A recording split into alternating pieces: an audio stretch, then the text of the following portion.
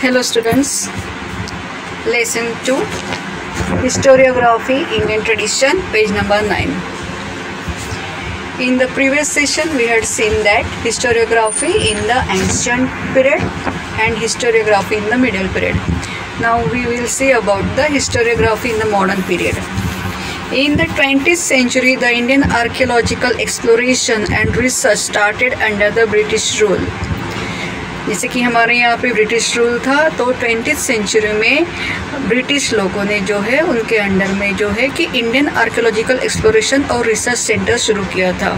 India में archaeological exploration जहाँ पे कुछ साइट्स मिलती है या फिर जहाँ पे ऐसी प्लेसेस है जहाँ से हमको एंशंट टाइम की इंफॉर्मेशन मिल सकती है, तो दैट इज़ आर्कियोलॉजिकल डिपार्टमेंट। वहाँ पे जाकर उसको एक्सप्लोर करना, ढूंढना और उसको रिसर्च करना और उसके बाद में उसकी हिस्ट्री लिखना। तो ये जो डिपार्टमेंट जो है हमारे इंडिया में 20th सेंचुरी में शुरू हो गया था। A number of ancient sites were excavated under the supervision of sir Alexander Cunningham, the first director general of the archaeological survey of India. काफ़ी सारी प्लेसेस को उन्होंने जो है कि काफ़ी सारी एंशंट जो जगह जो थी उसको उन्होंने एक्सकैवेट किया था। एक्सकैवेट मीन्स उसकी खुदाई करना, टू डिग, तो उसकी खुदाई करना है। और उसका जो सुपरविजन जो करते थे या उसके सुपरवाइज़र थे सर अलेक्जेंडर कनिंघम, जो first director general archaeological survey of India के थे। He chose mainly the sites mentioned in the Buddhist text for this purpose. Mainly उन्होंने जो है कि बुद्धिस्ट साइट्स जो है, बुद्धिस्ट लिटरेचर जो है उससे रिलेटेड जो साइट्स जो है पहले उन्होंने वहाँ से अपना काम शुरू किया था। Harappan civilisation was discovered during the tenure of sir John Marshall. Because of this discovery the antiquity of Indian history could be traced to 3rd millennium BC or even earlier. उसके बाद में उनको हड़प्पन सिविलाइजेशन जब मिला तो जो है कि उस टाइम पे सर जॉन मार्शल वहाँ उस टाइम के जो है डायरेक्टर जनरल थे आर्कियोलॉजिकल सर्वे ऑफ इंडिया के।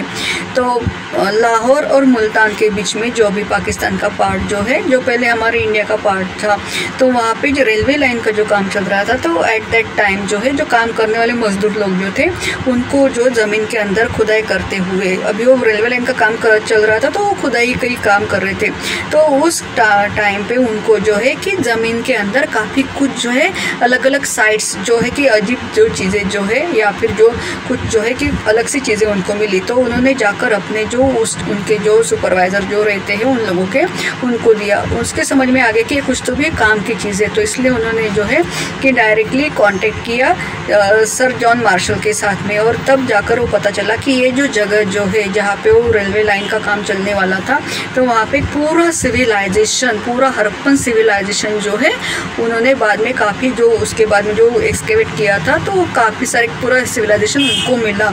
तो उस टाइम में सर जॉन मार्शल जो है डायरेक्टर जनरल थे। तो इस डिस्कवरी से, हड़प्पन सिविलाइजेशन के मिलने से इंडिया की हिस्ट्री जो है 3rd मिलेनियम या फिर उसके पहले भी जो है वो उसकी इंफॉर्मेशन इस एक्सकेवेशन से हमको मिली थी। Many British officials in India wrote about the Indian history. There writing display strong influence of the colonial policies of the British. बहुत सारे ब्रिटिश ऑफिशियल्स जो है, पर्सन्स जो है, उन्होंने हमारी इंडियन हिस्ट्री के बारे में लिखा हुआ है, लेकिन उनकी राइटिंग से जो है क्या डिस्प्ले हो रहा है, क्या हमको दिखाई दे रहा है, तो strong influence of the colonial policies. British लोगों की जो कॉलोनियल पॉलिसीज़ जो है उसका काफ़ी इम्पैक्ट जो है उनकी राइटिंग के थ्रू दिखाई देता है। नेचुरली जो है कि वो लोग हम पे राज कर रहे थे, ब्रिटिश जो है उन्होंने इंडिया को कंट्रोल किया हुआ था। नेचुरली और जो है कि कुछ बातें अपने पॉइंट ऑफ व्यू से वो प्रेजेंट करते थे अपनी राइटिंग के थ्रू, और इसीलिए कॉलोनियल पॉलिसीज़ या फिर जो उनका जो एक नेचर जो है, अग्रेसिव नेचर जो है वो उनकी राइटिंग के थ्रू दिखाई देता था। 3 volumes of the history of British India written by James Mill were published in 1817. This was the first book on Indian history written by a British historian. It clearly reflects an absence of objective perspective and prejudice about various aspects of the Indian culture. James मिल ने जो है 1817 में the history of British India के 3 volumes लिखे थे। ये सबसे पहली बुक थी जो किसी ब्रिटिश हिस्टोरियन ने हमारे इंडियन हिस्ट्री के बारे में लिखा हुआ था। इस बुक के थ्रू जो है कि क्लियरली क्या हमको दिखाई देता है, क्या रिफ्लेक्ट होता है कि total absence of objective perspective कि जो बुक लिखने के पीछे या फिर नेचुरली ये हिस्ट्री है तो हिस्ट्री लिखने के पीछे क्या ऑब्जेक्टिव होना चाहिए, क्या रीज़न होना चाहिए, तो वो जो है कि उसका जो क्लियर रीज़न जो है कि उसकी जो इन्फॉर्मेशन आगे की जनरेशन को पास होनी चाहिए। नेचुरली उन्होंने जो लिखा है वो कॉलोनियल पॉलिसीज़ के थ्रू लिखा हुआ है, कॉलोनियल पॉइंट ऑफ व्यू से लिखा हुआ है, और इसीलिए उसमें जो है कि रियलिटी जो है हम टोटली उस पर बिलीव नहीं कर सकते। तो इसीलिए जो है कि ऑब्जेक्टिव पर्सपेक्टिव और प्रीजुडिसेस जो इंडियन कल्चर से रिलेटेड जो है वो उसमें जो क्लियरिटी हमको दिखाई नहीं देती है। The History of India, written by Mount Stuart Elphinstone, Governor of Bombay, now Mumbai, was published in 1841. उसके कुछ पीरियड के बाद में 1841 में उस टाइम के गवर्नर ऑफ बॉम्बे जो थे माउंट स्टुअर्ट एल्फिंस्टन, उन्होंने द हिस्ट्री ऑफ इंडिया ये बुक लिखी है जिसमें इंडियन हिस्ट्री के बारे में लिख कर रखा हुआ है। The period of Maratha Empire is very important in the Indian history. Grandup's name stands out among the British officers who wrote about Maratha history. जितनी भी हिस्ट्री जो है जैसे कि मुगल एम्परर थे या फिर उसके पहले जो चोल फैमिली यहाँ पे थी, जो डायनेस्टीज इसके पहले थी, तो उसमें एक मराठा एम्पायर का भी इंडियन हिस्ट्री में बहुत बड़ा कंट्रीब्यूशन है। और जहाँ मराठा एम्पायर की बात आती है तो ब्रिटिश ऑफिसर्स जितने भी थे या फिर ब्रिटिश हिस्टोरियन जो थे उनमें से ग्रैंड डफ एक ऐसा नाम है जिन्होंने मराठा हिस्ट्री के बारे में लिख कर रखा हुआ है। He wrote the book entitled history of Marathas. This book is publish in 3 volumes. तो उन्होंने जो बुक लिखी है ग्रैंड डफ ने हिस्ट्री ऑफ मराठास लिखी है जो 3 वॉल्यूम्स में जो है पब्लिश हुई थी। Grant Duff's writing also shows the British inclination of condemning Indian culture and history. Naturally Grant Duff जो है जैसे कि इन लोगों की कॉलोनियल राइटिंग जो थी या फिर कॉलोनियल पॉलिसीज़ जो थी, तो ग्रैंड डफ की राइटिंग से भी वही हमको दिखाई देता है कि जो उन्होंने मराठा हिस्ट्री के बारे में तो लिखा ही, लेकिन जो इंक्लिनेशन जो है या फिर जो एक पॉजिटिविज्म जो दिखाना है या फिर हमारी इंडियन हिस्ट्री को थोड़ा सा जो है कि लोअर स्टेटस देने का काम भी जो है ये इन्होंने किया है, कंडेम करने का काम किया है, क्रिटिसाइज करने का भी काम जो है इंडियन कल्चर और हिस्ट्री का उन्होंने किया हुआ है। Similar tendency is witness in Colonel Tod's writing about Rajasthan history. Same case with the Rajasthan history written by Colonel Tod. Colonel Tod ने भी जो राजस्थान की हिस्ट्री के बारे में जो लिख कर रखा है हमको वहाँ से भी जो है थोड़ा सा जो है कि रियल इंफॉर्मेशन गेन नहीं होती है।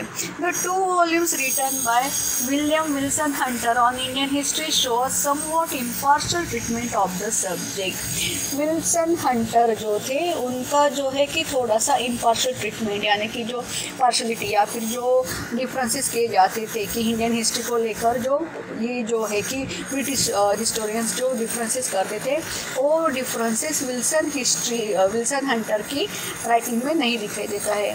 Nilkanth Janardan Kirtane and Vishwanath Kashinath Rajwade were 2 Indian historians who took upon the task of exposing the limitations of Grant Duff's writing. उसके बाद में ग्रैंड डफ ने जो कुछ राइटिंग जो की हुई है तो उसको उसके लिमिटेशंस को एक्सपोज करने का काम कि जो उनके जो पॉलिसीज़ जो थे या फिर जो इंक्लिनेशन उनको ब्रिटिश के तरफ था तो उसको जो है चैलेंज देने का या फिर जो रियलिटी एक्सपोज करने का काम नीलकंठ जनार्दन कीर्तने और विश्वनाथ काशीनाथ राजवाड़े इन दो इंडियन हिस्टोरियंस ने किया हुआ है। 2.2 Indian historiography various ideological frameworks. Historiography India की तो है लेकिन अभी उसमें अलग अलग टाइप के फ्रेमवर्क्स की अगर कोई किसी टाइप की अगर हिस्ट्री लिखता है तो उसके पीछे उसका क्या पर्पज़ हो सकता है ये हमको यहाँ पे देखना है। तो throughout this page we have to see colonial historiography, orientalist historiography and nationalistic historiography. First we will see the colonial historiography. The early scholars who studied and wrote Indian history were mainly British officers and Christian missionaries. Their prejudice is clearly reflected in the way some of them have ridiculed Indian culture. तो सबसे पहले वो scholars जो थे जिन्होंने हमारी Indian history के बारे में लिखा, नेचुरली वो ब्रिटिश ऑफिसर्स या फिर क्रिश्चियन मिशनरीज ही थे जिन्होंने हमारी इंडियन हिस्ट्री की स्टडी की है और बाद में उसको लिखा है।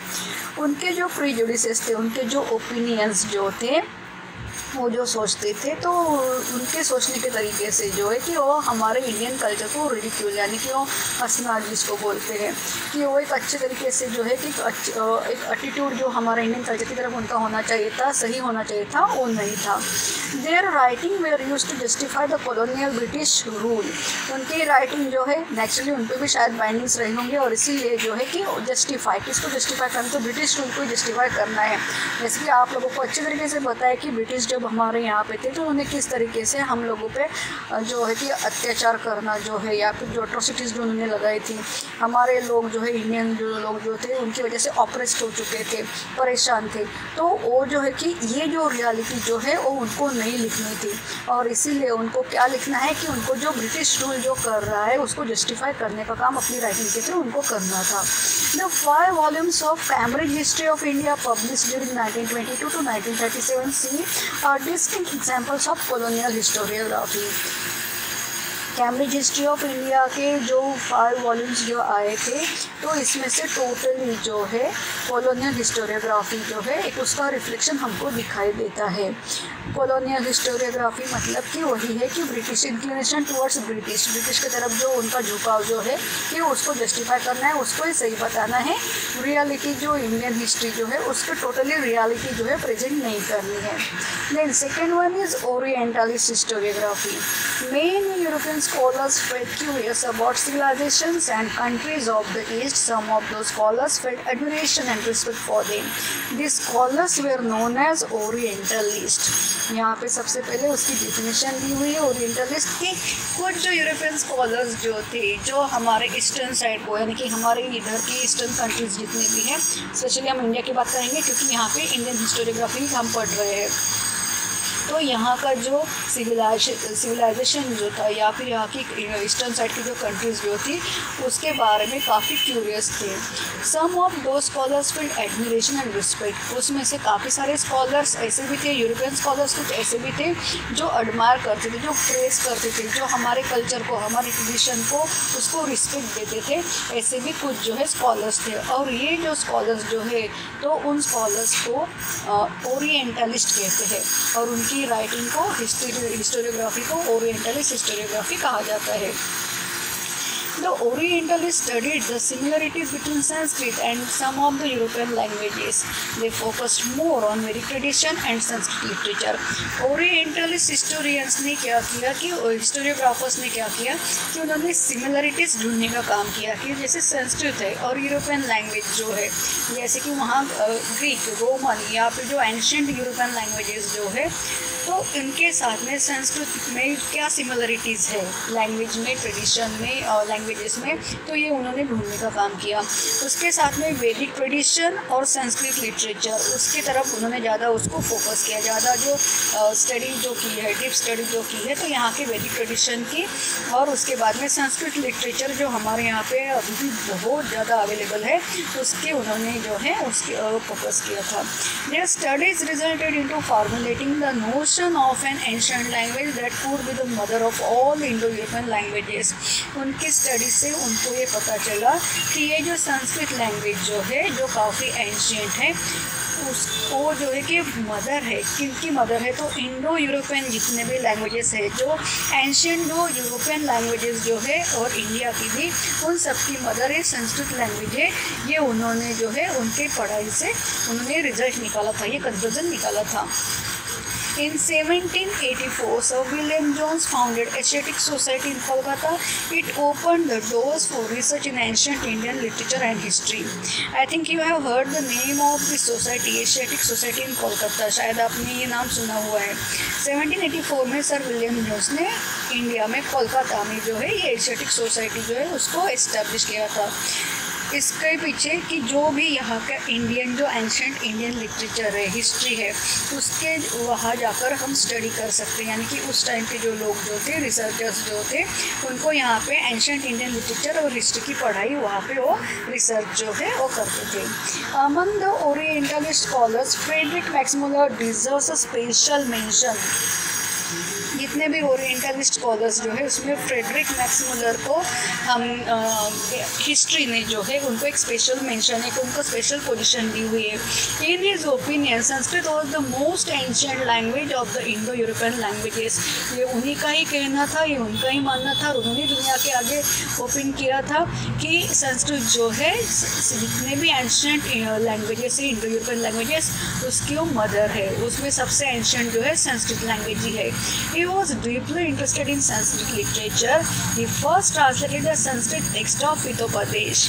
वो जो है संस्कृत लिटरेचर में उनको बहुत ज़्यादा इंटरेस्ट था, उनको उसका काफ़ी नॉलेज था, और इसीलिए उन्होंने संस्कृत जो हितोपदेश जो बुक जो है, तो हितोपदेश मतलब कि जो अच्छा उपदेश देना किसी के हित में जो है, कि गुड एडवाइस जिसको हम बोल सकते हैं, तो ये जो है कि उन्होंने उसको संस्कृत में से उन्होंने ट्रांसलेट किया हुआ था।